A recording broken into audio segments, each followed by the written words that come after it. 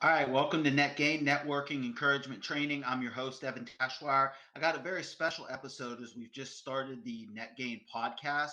So, what we're actually going to get into is really what is behind Jack of all people trades. Why am I doing this in the first place? So, for those that know me, know that I'm a guy that works in hub services, especially pharmacy industry, in training and development. And then I also have this passion business, I call it, of jack of all people trades in the snow and landscape industry, specifically around the people side. So some people might be asking the question, what in the world is this dude doing? Why is he doing this business? What's behind this passion? And that's what this episode's going to be all about. Is just really me sharing my story. So kind of the off the paper or the mission statement, quote unquote, of why I do jack of all people trades is the mission is to help landscape and snow businesses, facility services companies find, train, and then keep the best people to create win-win workplaces. That's what I'm all about. That's what I show up for. And that's what I show up for in my day-to-day as well. So that's really what it's all about. And what it's been inspired by has really been my career journey. So my career journey, I would say when I started in my career in HR, out of college, my first few years, even throughout my 20s and early 30s, I wasn't really sure what I wanted to do. I wasn't sure if I wanted to be in HR. Definitely didn't have the passion I do today. And I was kind of floundering. And I think what got me serious was when my now wife and I started dating. I started thinking, okay, you're going to be marrying this woman, potential family down the road being a thing. You're going to have to get serious because at minimum, you're going to be providing for her and whatever else comes along. So I knew at that point I had to get serious and really think about more than just myself and what I wanted to do and make sure I had some kind of direction, something going to really offer. But really wasn't sure. And as I tried to get serious at first, I was dealing with a lot of challenges that I won't get into in detail. But long story short, I had really burned out at work early in our marriage, probably around 2016, 17.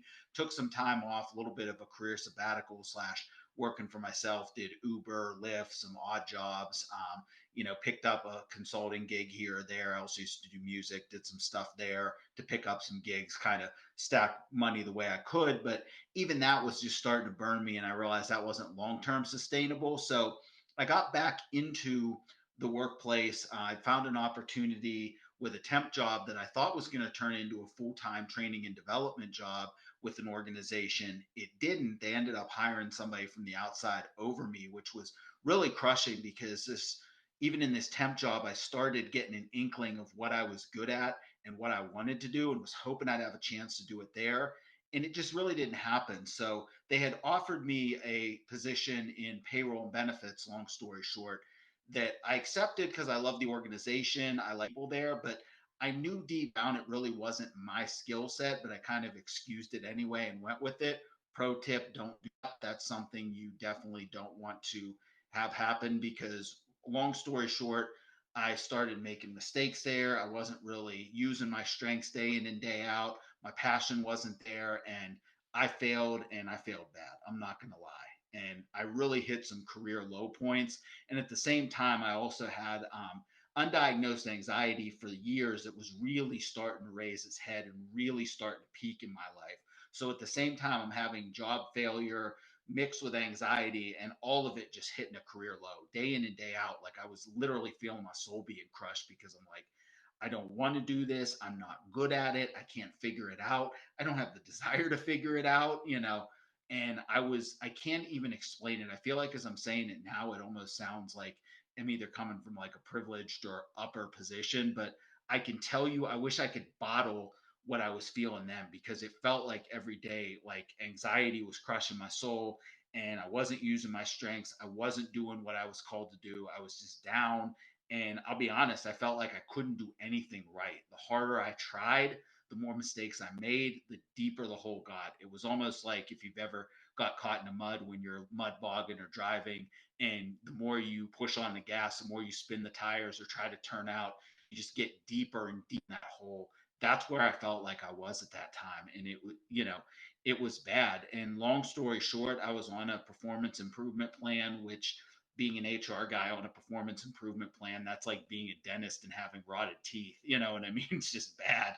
But long story short, I ended up resigning to really avoid from getting fired, which was definitely another career low point, but I knew that I just couldn't go on doing what I was doing, and I had to make a change. I had to get back on the HR people side because I realized I'm like, I'm not introverted. I'm not about working by myself on numbers. No offense to those who are. We need you. God bless you all who do that well.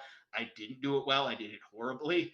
And I knew I needed to get back on the people side of things and just couldn't figure out what to do, but really got serious about job searching again. Jumped on the Uber, Lyft, helped my wife with some side hustle stuff at the time she was doing with paparazzi jewelry sales. We picked up some gigs at the mall, doing vendor shows. So we really were just grinding, trying to pay our bills. And thankfully, through searching, I found a job as a recruiter with a snow and ice management company. And at the time, I had no idea what the snow industry was. I wasn't trying to get into it. I didn't know anything about it.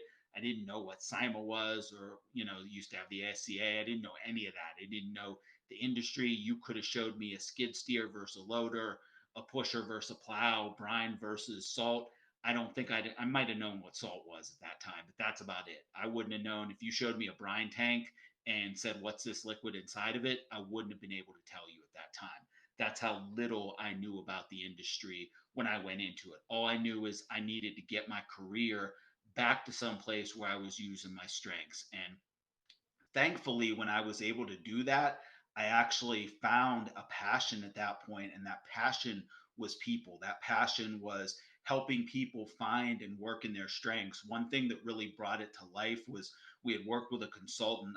Shout out to Neil Glatt, who was working with us at the time. He actually I wouldn't say introduced me because I'd heard of it, but introduced me from a practitioner side to Clifton Strength Finder, as well as to the Q12 Gallup survey about measuring employee engagement, showing what gets people engaged at work, how to tap into that from a leadership side.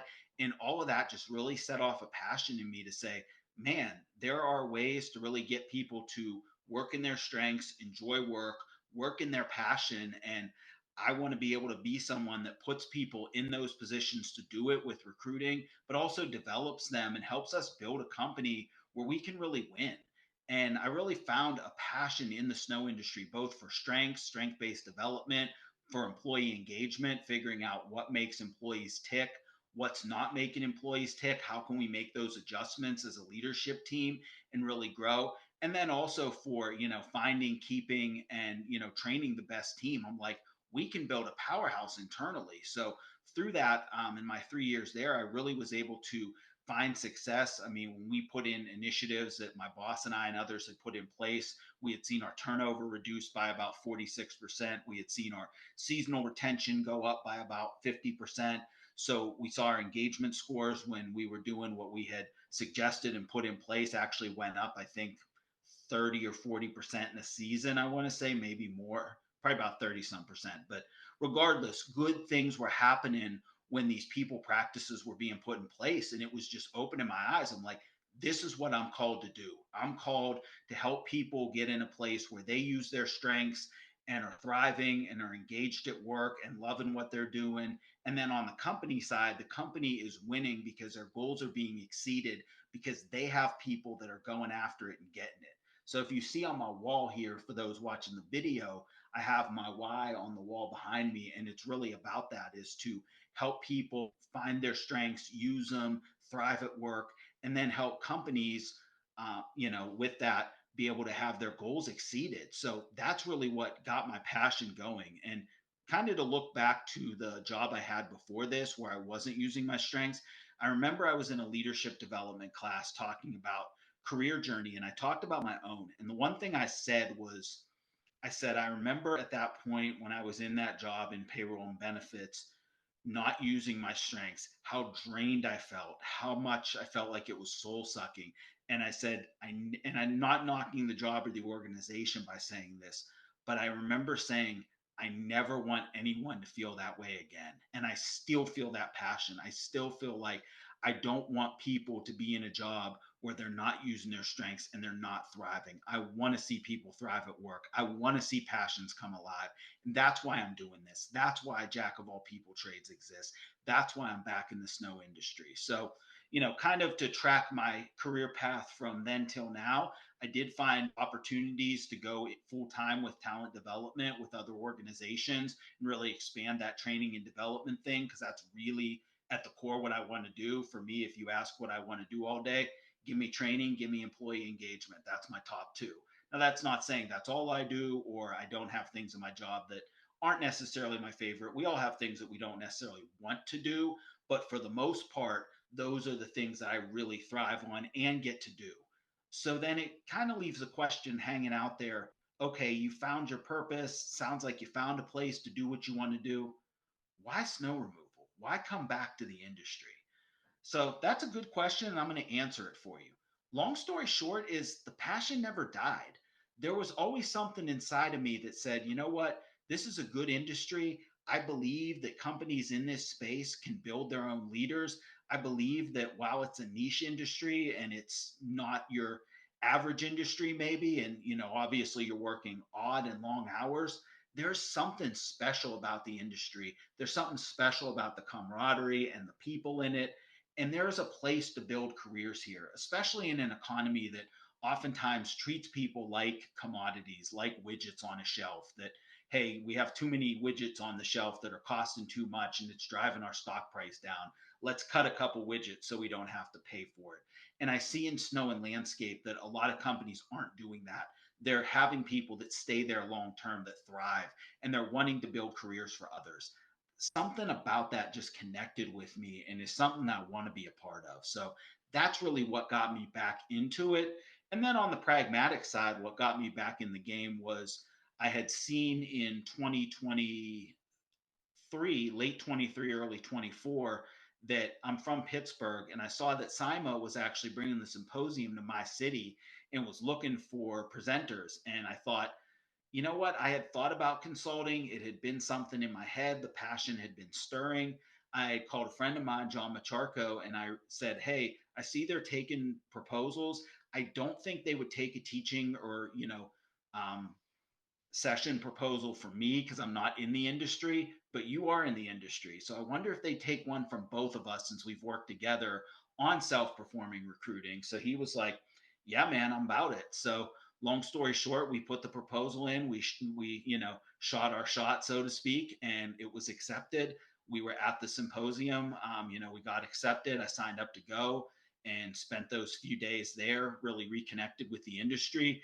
And as they say, from there, the rest is history. And I'm going to get into sharing some of that history with you on future podcasts. So, what you're going to see on Net Gain is going to be a lot around the people side, but also some good industry guests. But I really wanted to just get on here first and share my passion and what's behind it.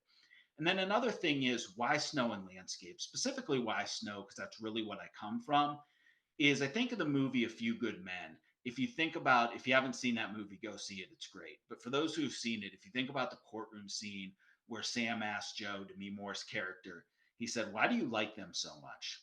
And she looks at him and she says, because they stand on a wall and they say, no matter what, nothing's going to hurt you tonight. And I think that same heart runs through Snow Fighters as these men and women say, no matter what, we're going to go out in the cold and we're going to make a way for you tonight. So, hospitals, when you bring those ambulances in, when seconds count in saving a life, we're going to make sure that that ambulance lane is clear.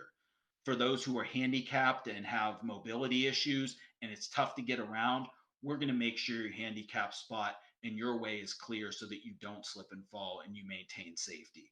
For essential businesses in general, who need to go about life and need to keep operations going because they're providing things that are essential to people's health, the economy, the supply chain. We're going to go out, brave the storm, go in first, and keep you going. So just like that quote of from A Few Good Men, they stand on a wall and they say nothing's going to hurt you tonight. I think that heart is in the Snow Fighters, and that's why I want to be here to help them find, recruit, keep, and develop the best people. So that's really my heart in it. So to close here, just a couple calls to action. If you like what you're hearing on Net Gain, definitely give us that 5-star review and also comment, because reviews with comments definitely hold that weight, whether it's on Apple or wherever you're listening to this podcast. Also, join the Net Gain email and registration list. So some of these recordings I'm actually going to do live in different settings. So when I do these recordings live, how I do them is I start with an encouragement. I have a guest on, the guest and I dialogue. But then when the guest and I are done, we actually open it up to networking. So you can actually network with the guest. So if the guest is on, we've had Rob Tebow from Top Gun Backblades, you have Steve Smythe from Storm Academy. If you're interested in what they're doing, whether it's their product, their service, or even just connecting with them as an industry pro, you can jump in, listen to us as we record the podcast live, and then actually network with them once we're done with the recording. So I say it's the podcast where you can talk to the guests, which I think is pretty cool. So definitely join the list. And then if you're looking to really find out how your snow and landscape company can either find, train, or keep the best people, or a combination of all three, which is a winning formula, definitely reach out to me and ask how I can help. I do offer master classes on these things, as well as individualized consulting as I have the bandwidth. So definitely reach out. Let's have a conversation about your needs. But the definite takeaway is definitely, if you're rocking with this, give us that 5-star review and good comments. As far as if you want to be part of NetGain Live, sign up for the list. And then also share this, let your friends know, let others in the industry know what we're offering, and that this is all about the people side. So networking, encouragement, training to help you find, train, and keep the best people for your snow, landscaping, and facility services. This is Evan Tachoir, Jack of all people trades, signing off. With no weather, but you ain't gon' slip and fall with that. Why? Cause we snow fighters, we assaulting that. Get it, salting that. King me, this salting rap. Clown brokers, end of the road. This a cul-de-sac. Blackout with white glove service. That's the coldest facts. Sparks flying from the start. It's a Goldberg match. Wild with the snow clouds running. We be on a mission. How we